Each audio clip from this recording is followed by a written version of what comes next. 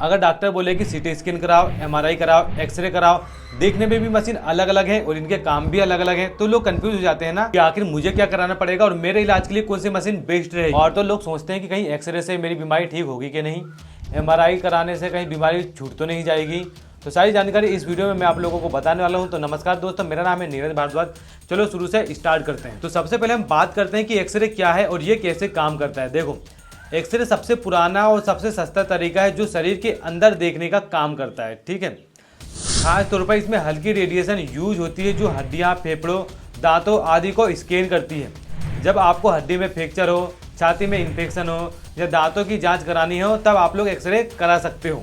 लेकिन लिमिट ये है कि इसमें सॉफ्ट टिश्यू जैसे मसल्स, नसें, इनके बारे में जानकारी नहीं मिलती है। उदाहरण, अगर गिरने से आप लोगों के हाथ में चोट आ जाती है तो सबसे पहले डॉक्टर आपको एक्सरे कराने को बोलेगा, क्योंकि एक्सरे से आमतौर पर आप लोग सिर्फ और सिर्फ अपनी हड्डियों की जांच करवा सकते हो कि कहीं आपकी हड्डी कहीं से फ्रैक्चर तो नहीं हुई है, हड्डी को कोई नुकसान हुआ तो नहीं है, बस। इससे ज़्यादा इसका काम नहीं है। आप नॉर्मल शब्दों में यही समझ सकते हो। वहीं अब अगर हम बात करें सीटी स्कैन क्या है और कब कराना चाहिए, तो सुनिए। सीटी स्कैन यानी कंफ्यूज टोमोग्राफी, ये एक्सरे से 10 गुना ज़्यादा डिटेल देता है।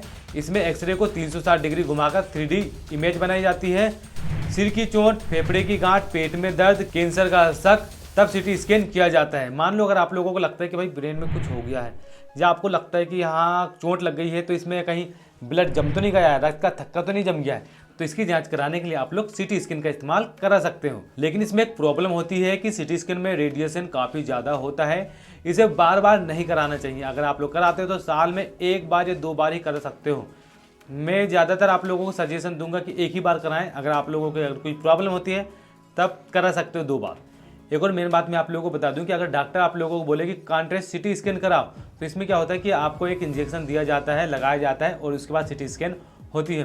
खास तौर पर जब भी सीटी स्कैन कराने जाओ या कोई किसी महिला को करा रहे हो, तो डॉक्टर को सीटी स्कैन कराने से पहले आप लोगों को ये बता देना बहुत ही ज़्यादा जरूरी है कि महिला प्रेग्नेंट है या नहीं है, क्योंकि इससे भी काफ़ी ज़्यादा असर पड़ता है। जब भी आप लोग सीटी स्कैन कराओ तो आपके हाथ में जितने भी अंगूठी हैं, बाले पहने होंगे, नाक के, कान के, गले में कुछ पहने होंगे, या बॉय हो बेल्ट पहने होंगे, पर्स रखे होंगे, चाबी रखे होंगे, तो हर एक चीज़ को आप लोगों को छोड़ देना है, क्योंकि यहाँ पर चुंबकी रेडिएशन काफ़ी ज़्यादा होता है। रेडिएशन नहीं बोल सकते, चुंबकी क्षेत्र काफ़ी ज़्यादा यहाँ पर मशीन के अंदर होता है, जिससे आप लोगों को काफ़ी ज़्यादा खतरा बना होता है। अगर आप लोगों ने कुछ इस तरह से गैजेट पहने हुए हो, अंगूठी, तांबे की या आयरन की कुछ भी चीज़ पहने हुए हो, तो आपको नुकसान होगा। वहीं अब अगर हम बात करें कि एमआरआई मशीन क्या है, इसके काम क्या है, इससे हम लोगों को क्या क्या फ़ायदे होते हैं और खर्चा कितना आता है। देखो, एक्सरे कराओगे तो नॉर्मली आप लोगों को 300-400 के आसपास का खर्चा आएगा। गवर्नमेंट हॉस्पिटल में कराओ फ्री में हो जाएगा, 10 रुपये में काम बन जाएगा।